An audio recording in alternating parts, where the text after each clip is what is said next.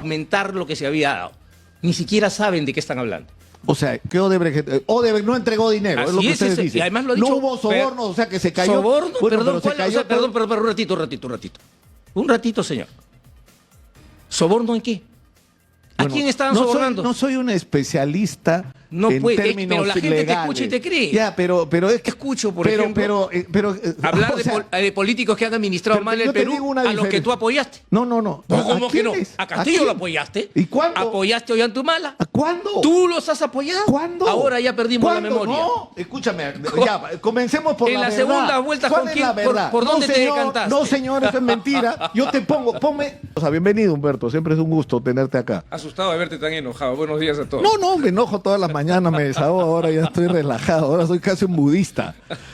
Humberto, comencemos rápida y salgamos de este tema del... ¿Cómo fue? 1, 2, 3. 1, 2, 3.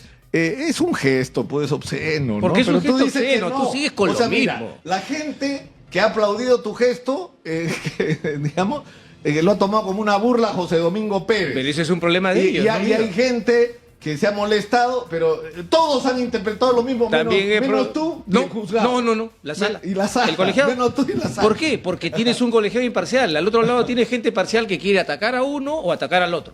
Es un problema de ellos.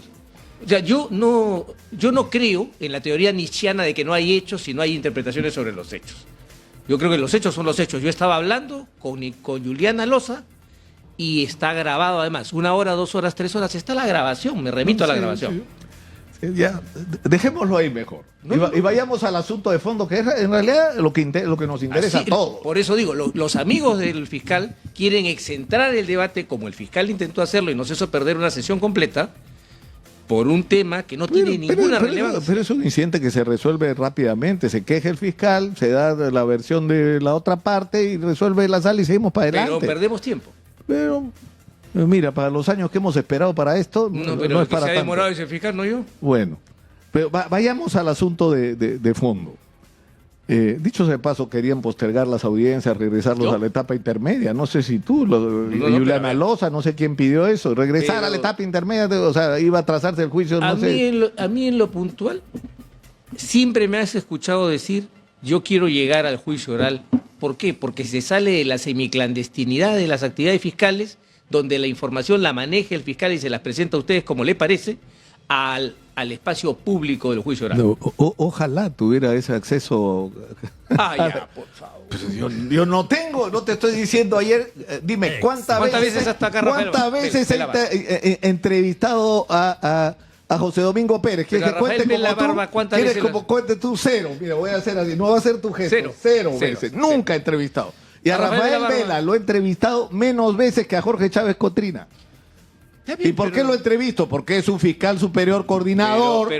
Y cada vez que entrevisto a Rafael Vela tengo que pedir permiso al Ministerio Público. Pero más veces que a la defensa. Eso no es cierto. He entrevistado a todos los abogados de todos los acusados. Cuenta cuántos años que no vengo acá. Yo no sé.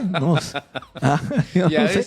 Además, tú tienes tus espacios acá, acá no. En Exitosa, digo. No. ¿Cómo que no? Con Karina te he visto un montón de veces. No.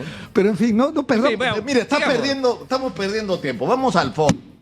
O sea, ¿cuál es el primer capítulo de lo que está en discusión? El financiamiento ilegal de los partidos. ¿No es cierto? Y en este caso de Fuerza Popular. Es que no es financiamiento ilegal. Ya, por eso. Para que haya un financiamiento ilegal tiene que haber ilegalidad. Pero no fue el caso. El caso es un caso de corrupción de Odebrecht.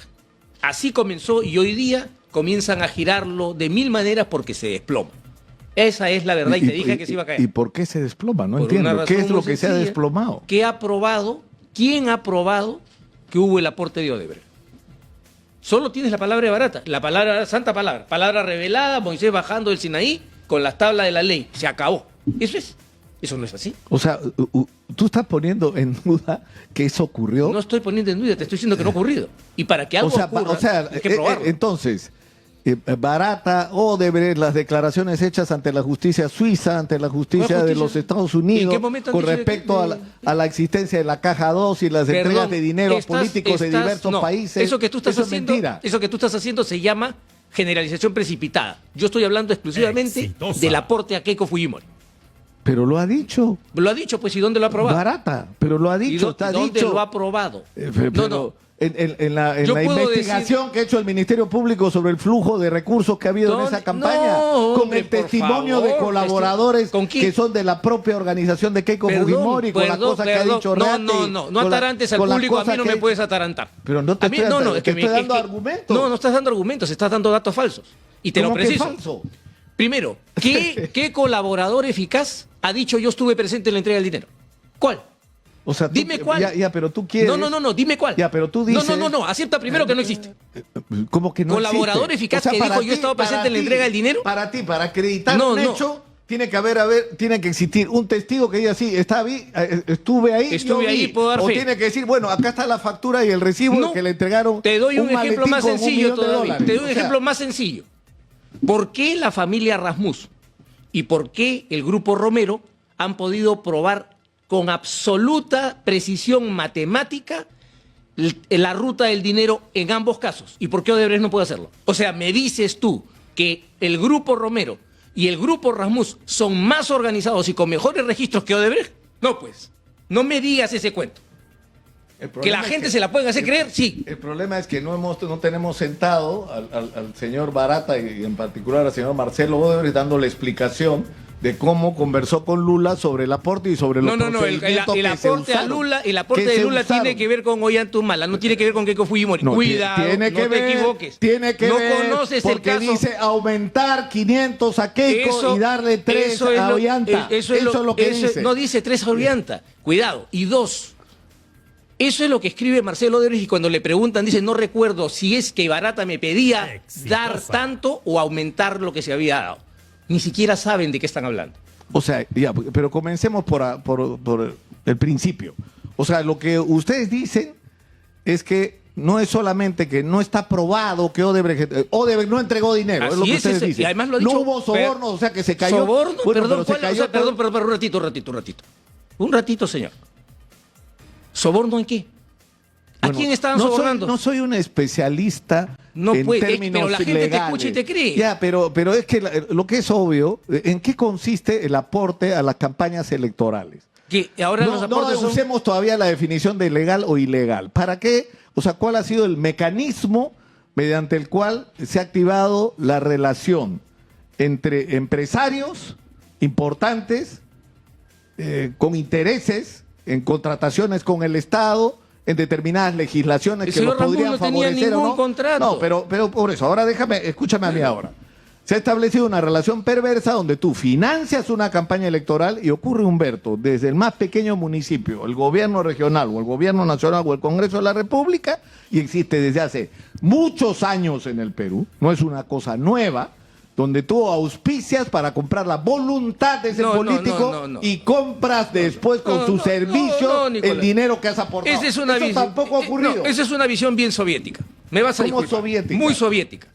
Porque en el mundo las democracias forman sus campañas con el aporte de los particulares. O sea, en todo el mundo compran a todos los políticos. Eso es lo que tú estás diciendo.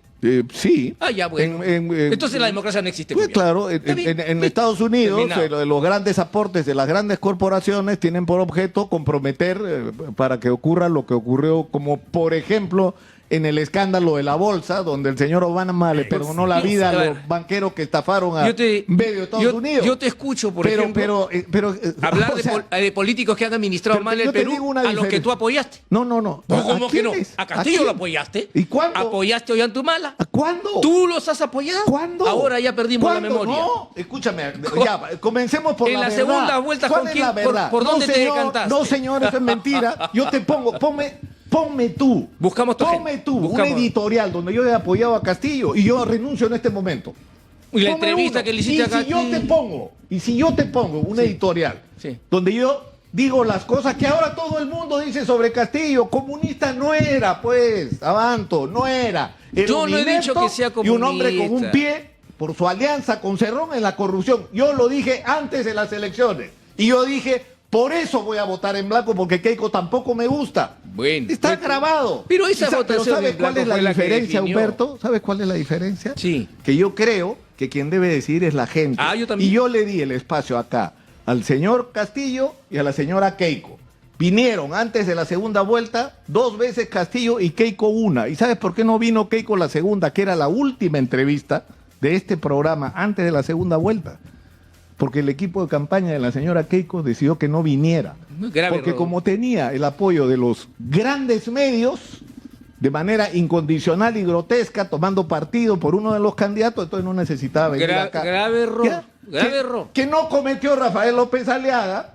Grave error. Y que sí cometió Daniel Urresti, porque el señor Rafael López Aliaga vino acá, el señor Urresti no le dio la gana de venir, el señor Rafael Aliaga ganó las elecciones. Yo en esas cosas, Nicolás, y eso te marca la diferencia. Entonces no me van a echar la culpa a mí de los errores de no sé quién en Fuerza Popular. Yo lo que te digo es, creo que un político sí tiene que aprender de Lenin en eso. Cualquier político tiene que aprender de Lenin. Todos los balcones, todas las tribunas. No hay otra forma. Ya, pero regresemos. Y volvamos al caso. Regresemos a nuestro punto. O sea, porque acá al final hay una argumentación de fondo. ¿Hubo dinero que entró en efectivo a las campañas electorales? Sí. De los señores Rasmussen y Romero, sin ninguna duda. Además, cuidado, porque hay desavisados, desinformados que salen y dicen, Avanto acaba de revelar. Oiga, revise usted la entrevista a Jaime Yoshiyama el 25 de noviembre del 2018, donde Jaime dice, el aporte de Rasmussen. Y les recuerdo que esos mismos que hoy dicen, qué novedad, eran los que hicieron los chistes del muerto. Pero no sé. Qué gracioso, el muerto es el que ha dado el aporte. Claro, pero... pero te cuento más. Durante 18 meses, el Ministerio Público enterró esta información que la había corroborado en la carpeta de colaboración eficaz de Jorge Yoshiyama. ¿Por qué la enterró? Yo tengo una teoría, y se va a discutir en el juicio oral. La enterró porque estaba pensando, ¿y ahora qué hago? Porque con esto se demuestra que es innecesario el aporte de Odebrecht. ¿Qué hago? Ajá, ya está, gran solución. Juan Rasmussen se robó a sí mismo y el fruto de su robo se lo dio a Jaime Yoshiyama para que lo lave. Bueno, pero eso creo que tiene hasta un nombre, ¿no? Fraude en la administración de las personas jurídicas. Pero ¿cuál es Tú puedes ser el dueño de una empresa, pero si tú usas mecanismos ilegales para sacar dinero de tu propia empresa, le estás robando a tu empresa. Eso es fraude en la administración de personas jurídicas. Está falsificando información contable para justificar la salida de dinero. Ese es el problema de repetir como cacatúa las versiones de el fiscal. Te explico qué pasó, ¿ya? 10 de marzo de 2010. No había campaña electoral. Está probado en autos, está en los libros contables de Sudamericana de Fibras. South American Minerals, una empresa unipersonal del señor Rasmussen, le presta $13 millones a Sudamericana de Fibras. Firman un pagaré. Y cada vez que quiso hacer un aporte el señor Rasmussen, se pagaba la deuda de ese pagaré y el señor destinaba los fondos a lo que mejor le parecía. No hay ningún retiro del dinero de Sudamericana de Fibras. Le estaban devolviendo plata que él prestó. Y en el caso del BCP, ha ocurrido del Credicorp. Yo entiendo que la Superintendencia de Banca y Seguros lo que dice, pero contéstame esto, pues. Pero voy a contestar porque me hace gracia. ¿Cómo te comen los cuentos? Pero ¿cómo me como los cuentos? Tengo el reporte de la Superintendencia de Banca y Seguros donde dice que ha habido fraude en la administración de personas jurídicas. ¿Quién dice que no puede decirlo? La Superintendencia estaría cerrado el banco. Estás repitiendo, vuelvo a decirte, pero te digo, está el reporte. Te conviertes en el parlante del fiscal. ¿Puedes escucharme ahora? No, te estoy preguntando. Yo quiero conocer tu versión. No mi versión, la vas a ver probada en el juicio oral. El informe de la Superintendencia de Banca y Seguros. Dice que hubo actos irregulares en los retiros en el banco. Claro, pues. ¿Me permites explicar? Claro, pero ahí es donde se genera el problema. Porque si todo esto, como tú dices, fuera correcto... ¿Por qué? Mira, tú has hecho la comparación, por ejemplo, con Estados Unidos. En Estados Unidos, sin asco, tienen un nombre, los supergrupos, estos que hacen que se juntan 5 supercorporaciones y aportan a la campaña del candidato. No, es que no lo estoy distrayendo, estoy yendo al asunto de fondo. Allá declaran lo que están aportando, lo registran. La pregunta es ¿por qué? Porque se permite. Pero ustedes están diciendo que acá no era ilegal. Entonces, ¿por qué tuvieron que ocultar que estaban entregando el dinero? ¿Por qué? Pero te estoy haciendo preguntas. Es que no me cambies el tema, déjame responderte lo de Credicorp. Pero ¿qué tiene que ver? Primero déjame responder ¿Por qué el dinero tenía que...? Esa es una segunda pregunta. Ya. La primera pregunta es bien sencilla. ¿Tú tienes idea clara de la diferencia entre Credicorp y el BCP? Sí, está claro. Ya. ¿De quién era la plata? ¿Del BCP o del Credicorp? Bueno, el dinero, físico, dice. el dinero que se aporta es de Credicorp. ¿Quién lo tiene? El banco. Si yo voy al banco y el cajero hace mala operación y retira plata que yo tengo fondos en mi cuenta, ¿qué es lo ilegal en relación a ese dinero? Nada. Un procedimiento errado en el banco es un tema de la superintendencia de banca, es un tema administrativo. ¿Y cuál fue el procedimiento errado, supuestamente? Según dice la superintendencia, que no se registró el retiro y no se declaró, etcétera, porque tú mueves $10,000, tienes que declarar el origen y el destino del dinero. Pero está bien.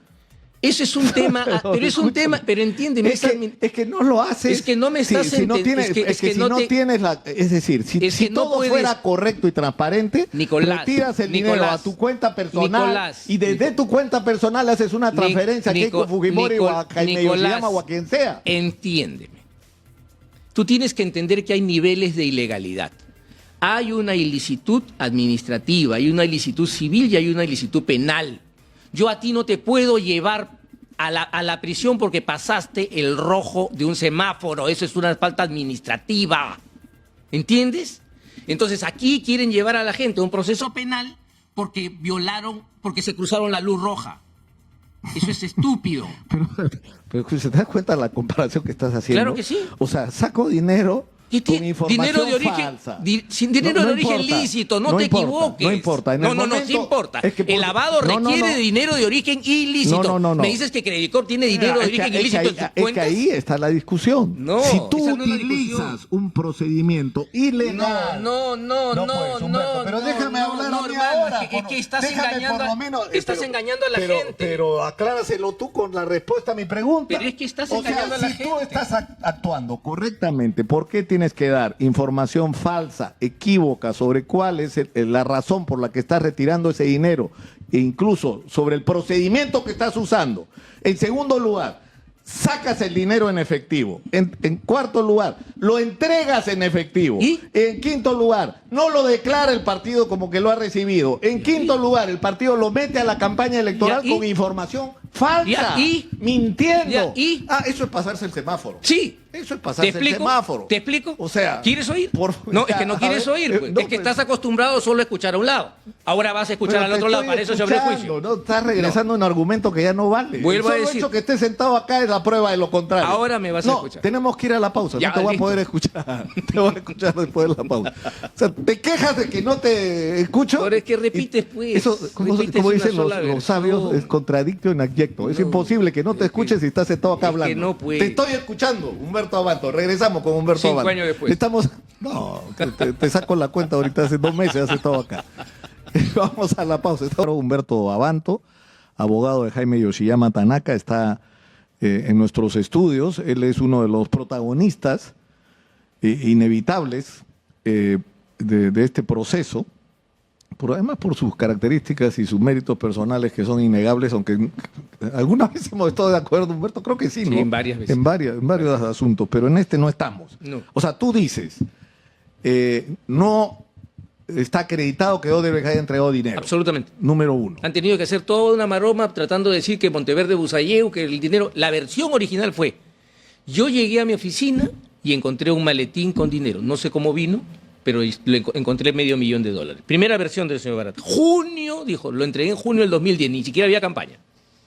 Luego, en la investigación se descubre que la famosa conversación tripartita por los 3 millones de Humala se da el 27 de abril del 2011. Cuando pasa eso, todo comienza a cambiar. No. Yo di en junio y di en diciembre. No. Di en diciembre y después di en abril. Y después, según sus documentos, era mayo. Ya había terminado la segunda vuelta. Pero bueno, el asunto es que luego buscan unos papeles y dicen, a ver acá, Monteverde Busailleu, que nunca declaraba en el expediente, me traen cosas de otra carpeta, sin controlarla. En el juicio oral se controlan las cosas. Por eso yo lo he dejado al señor que corra tranquilo. Yo no me exaspero. Porque el argumento de la Fiscalía es que no solo existe la declaración de Barata, existen los famosos codinomes y existe la ruta del dinero. Falso. Y que todo eso está registrado. Pero se verá pues en el proceso. Por eso lo vas a ver. O sea, pero el primer argumento de ustedes es que para empezar, lo de Odebrecht no se... O sea, Keiko niega que ha recibido... Además Keiko no tiene nada que ver, porque lo que dicen es que Jaime Yoshiyama... De acuerdo, pero para la campaña de Keiko dicen no entró dinero de Odebrecht, pese a que Odebrecht ha dicho lo contrario. Jaime Yoshiyama y Augusto Mario Bedoya Cámara niegan radicalmente haber recibido fondos de Odebrecht. Así de sencillo. Y yo digo una cosa, cuidado. De Jaime tiene una palabra de la que es difícil dudar. Jaime dijo, vino el aporte de Rasmus... Y hubieron las bromas, los chistes del muerto. Ah, qué gracioso que el muerto ha aportado, que no sé cuánto. Se probó. Jaime dijo, vengo al Perú con 75 años a ponerme a disposición de las autoridades. Vino conmigo el 13 de marzo del 2018 y con 75 años se fue a un penal.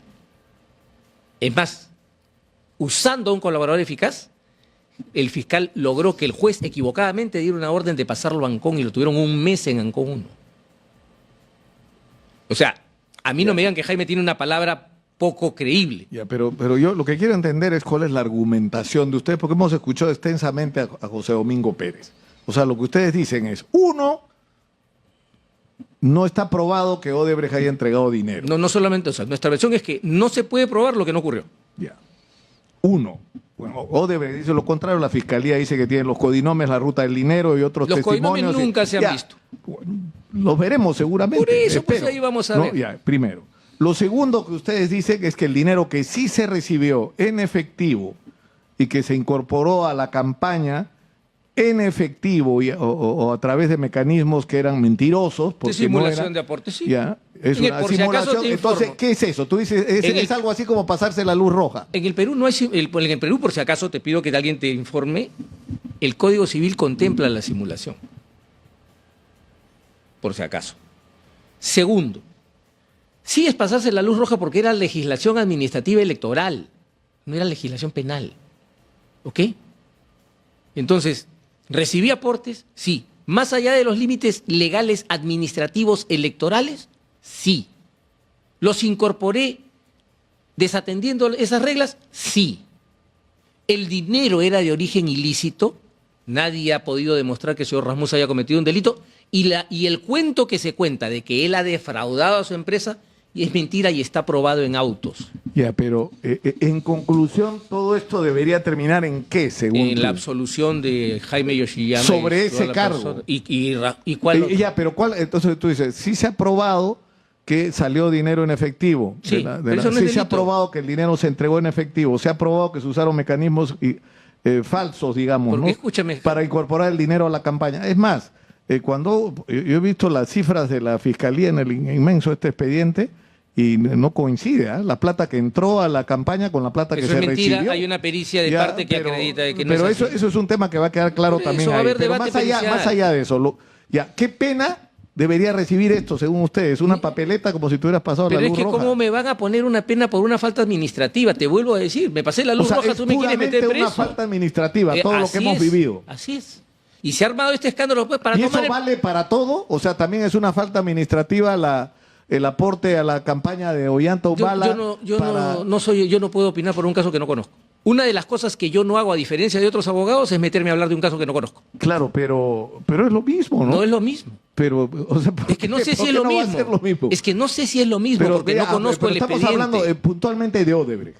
Odebrecht dice, le di plata a medio mundo. No he seguido el caso, no conozco cuál es la posición de Ollanta Humala respecto del aporte. No sé qué dice él sobre el aporte. No sé cuál es su posición, yo no puedo dar una opinión. Hay la mala costumbre en el Perú de tocar de oídas. Yo leo la partitura, yo leo música. Ahora, ya, ustedes dicen que por lo tanto y en conclusión, es decir, la entrega de dinero que sí ha ocurrido, excepto en el caso de Odebrecht, dicen ustedes, no califica como delito y menos como lavado de activos. Por una razón muy sencilla, primero te quiero explicar. El dinero del señor Rasmus es dinero de origen lícito. El dinero del señor Romero es dinero de origen lícito. Para que haya lavado, tiene que haber dinero de origen ilícito. Es más, ha salido una tesis muy graciosa que dice, por la declaración de Abanto ha cambiado el caso. Y entonces ahora resulta que hay que girar, la Fiscalía, si es inteligente, giraría a decir que la caja fuerte era la fuente de todos los males. Y eso torna ilícito todo. Eso es un disparate. Donde guarde yo dinero lícito no cambia el sentido de la licitud del origen del dinero. Si lo que se está diciendo es que Jaime Yoshiyama y las demás personas se robaron la plata de la campaña, yo te digo que no hay una sola prueba de eso en el expediente. Entonces lo que hay que hacer es pegarse a las cosas. Carneluti, un gran procesalista italiano, decía una cosa brillante: lo que no está en el expediente no está en el mundo. Todo lo demás son disparates, ocurrencias de alguien. El punto central aquí es, el dinero era de origen ilícito, no solo puedo lavar dinero de origen ilícito, no puedo lavar dinero limpio. Porque cuando tú me dices, porque disparaban y movían efectivo, no quiero asustar al presidente del BCR, pero tú lo estás acusando de una cosa muy grave, porque el dinero en efectivo sale del BCR. Si que se imprima billete y circula...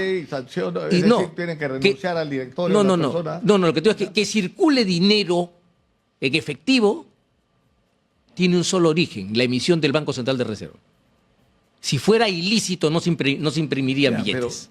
Ni habría circulación de efectivo. Y eso va a ser, creo, uno de los principales puntos de controversia, ¿no es cierto? Pero no es el único. ¿Cuál es el ¿No es cierto? Porque hay otros cargos que la Fiscalía ha formulado. ¿Obstrucción a la justicia de los abogados? ¿Y eso qué tiene que ver con Jaime? ¿Y qué? ¿Falsa declaración? Ocurrió en el 2011. La pena son 2 años. Hay una institución que se llama prescripción, que el juez no ha querido aplicar, el juez de la investigación preparatoria. ¿Cuál es el delito? O sea, tú estás hablando específicamente del caso de Jaime Yoshiyama. Yo hablo de Jaime Yoshiyama, porque soy el abogado de Jaime Yoshiyama. Sería un atrevimiento que yo me ponga a hablar por Percy García Cabero, que es el abogado de Arsenio Oré, o por Gonzalo del Río, que es el abogado de Pepe Klimper, o por... Ahora, acá ya que has citado a Pepe Klimper, ¿por qué Pepe Klimper dice, yo no conozco al señor Delgado Nightingale? Y el señor Delgado Nightingale dice, ¿cómo que no lo conozco? Si ha venido y me ha entregado dinero en efectivo para pagar publicidad. Ahora, el problema es que el señor Delgado, que va a presentarse, creo que como testigo, tiene que explicar por qué recibió dinero en efectivo. Yo te doy el teléfono de Gonzalo del Río para que le preguntes a él. Pero lo que sí te puedo decir es que el señor Delgado Nightingale ha recibido una gran bondad de parte del Ministerio Público para convertirlo en testigo. Tú dices que no debería ser testigo. No, debería ser imputado. Porque si yo estoy lavando dinero y yo le doy dinero sucio y en efectivo a una persona... Cuando estoy lavando dinero es porque estás dando... en el supuesto legado de que sea, como dice usted, que sea cierto que el dinero... Esa es la frase de abogado viejo. La teoría del fiscal es que yo estaba lavando dinero. ¿Ok? No voy a usar a Jaime porque voy a usar el ejemplo. Yo estoy lavando dinero. Y yo con ese dinero vengo y te lo entrego a ti. En efectivo. Y tú no te preguntas por qué te traigo dinero en efectivo y lo metes en tu caja y 3 años después lo pones en la contabilidad. Eso es delito. Y tú no eres acusado, eres testigo. Y tomas una posición cómoda en tu medio. Ya pues. Aquí han habido unos canjes espectaculares porque de lo que se trató también era generar una conmoción política enorme. Y estuvieron muy bien asociados a lo que pasó entre el 18 y el 20. Por favor, no nos contemos cuentos. Esto no ha sido gratis. ¿Tú dices que ha habido una carga política? Absolutamente. Además, ¿lo has escuchado en el alegato o no? ¿O yo lo he inventado? ¿A qué te refieres? ¿A la expresión el dictador? No solo Fujimori. El dictador. Esta cadena de corrupción que parte del dictador Fujimori. ¿Qué tiene que ver Alberto Fujimori en esto? Ahí está la marca. Ahí está la marca. Si hay algo que uno no puede evitar, es tirar sus sesgos. No, claro. O sea, si me preguntas mi opinión, yo no lo he ocultado, si importa decirla, ¿no? Porque creo que a estas alturas yo soy simplemente un periodista. Y yo creo que ha habido un sobredimensionamiento del caso Keiko. No, pues se trataba de romper a una mayoría parlamentaria. Es decir, está claro que Keiko no gobernó, no manejó recursos públicos y de lo que estamos hablando es el financiamiento ilegal o no de la campaña electoral, de los procedimientos ilegales que usaron y luego de la obstrucción a la justicia. Tú dices, ahí a Jaime Yoshiyama no lo metan porque él no tiene nada que ver. Pero has escuchado a la procuradora... Pero ocurrió. Pero has escuchado ayer a la procuradora decir que este era un caso de corrupción. O sea, ni siquiera saben dónde están parados, viejo. Este es un caso de lavado de activos proveniente de Odebrecht. Esa era la tesis. Y yo advertí, van a ver que no se va a aprobar. Y lo van a ver ustedes. Porque yo voy a simplificar todo esto. No sé si los demás abogados me van a acompañar. Pero la cosa para mí va a ser bien sencilla. Acá están los aportes. Yo no los niego. Demuéstreme que son de origen ilícito. 1. Y 2, sobre Odebrecht, demuéstreme que me dieron el dinero. No puede existir la situación en que un dinero originalmente lícito, por los procedimientos que se utilizan para extraerlos de la empresa, se convierten en dinero ilegal porque los está sacando ilegalmente de la empresa. O sea, está cometiendo un delito para sacarlo. En ese momento se convierte en ilegal. Vuelvo a decirte que no hay ningún delito. El señor Rasmus cobraba, pero es que te digo, lo vas a ver porque va a pasar en el juicio. El señor Rasmus cobraba el pagaré de South American Minerals, que era acreedora de Sudamericana de Fibras. Y está acreditado porque está el pagaré donde se hacen las amortizaciones. Y agrego más, en el caso de Credit Corp, el señor Romero Paoletti ha sido absuelto de fraude en la administración de persona jurídica. Ahora, pero porque está fuera, y su abogado es el señor Ugaz. Claro, yo pensé que sí, pues. Yo pensé que iba.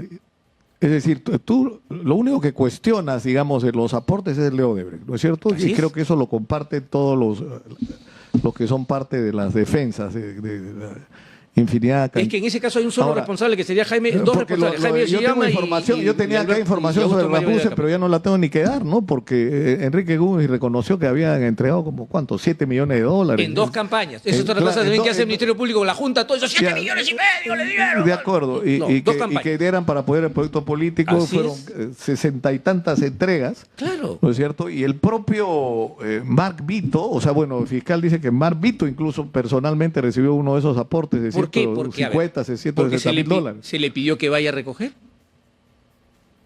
O sea, el acuerdo con el señor Rasmussen era, Jaime, usted diga quién va a ir a recoger. Han ido distintas personas por encargo de Jaime Yoshiyama. ¿Por qué Rasmus le daba 7 millones de dólares a las campañas de Keiko? Por una razón muy sencilla. ¿Por la simpatía política que tenía con su proyecto? Porque don Juan Rasmus tenía, no una simpatía, el 2011 la gente sintió que estaba en juego el modelo económico. Y el señor Rasmus decidió meter la mano al bolsillo y yo la pongo. Y en la siguiente. ¿No hemos estado con el modelo en juego en cada una de las elecciones? Pero la pregunta que habría que hacerse es ¿qué pasó con el modelo económico? Y la respuesta es clara. No pasó nada. Es decir, el modelo económico ha seguido funcionando y las correcciones y las cosas que no se hicieron y se debieron hacer no se han hecho.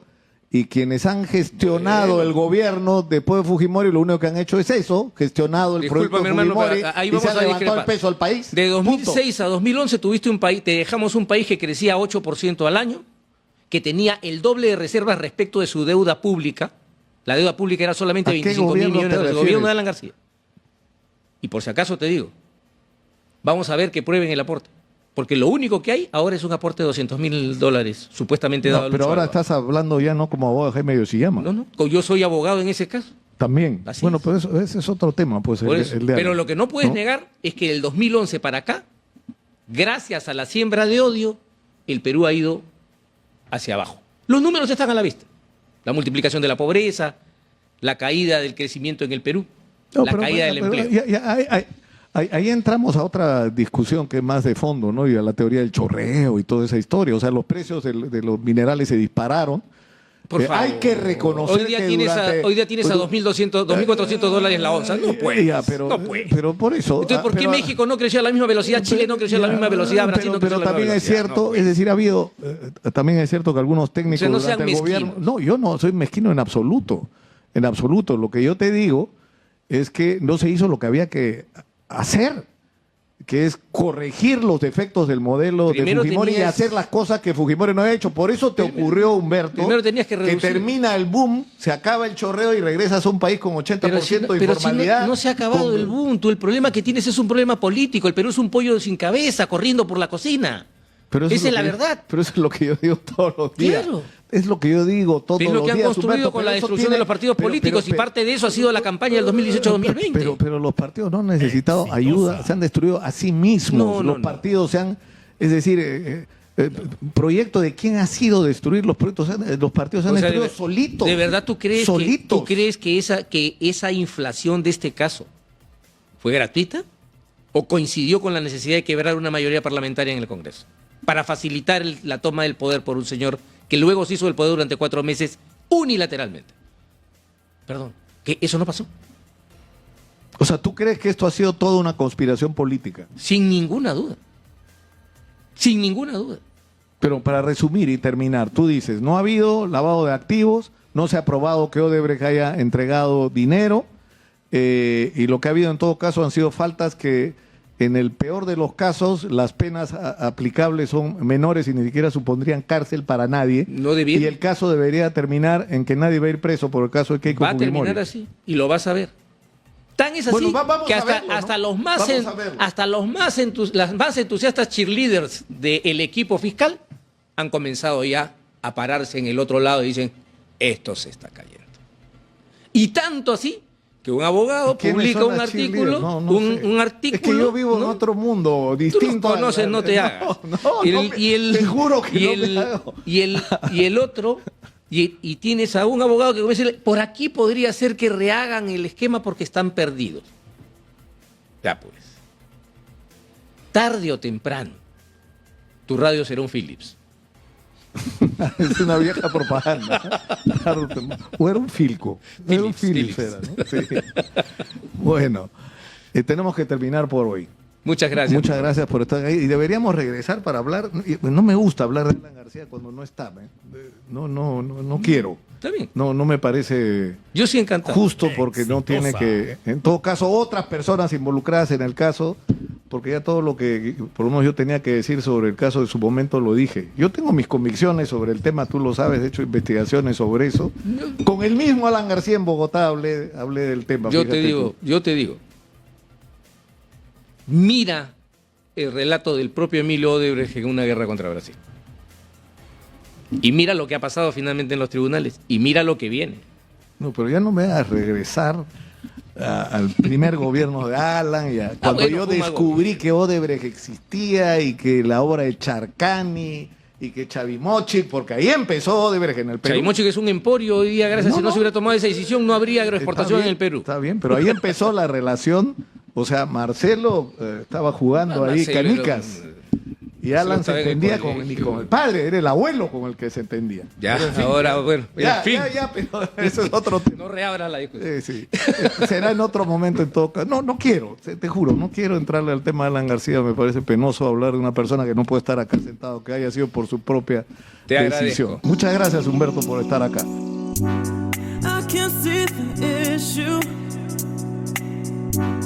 Yeah, believe me, I need to keep myself alive. But I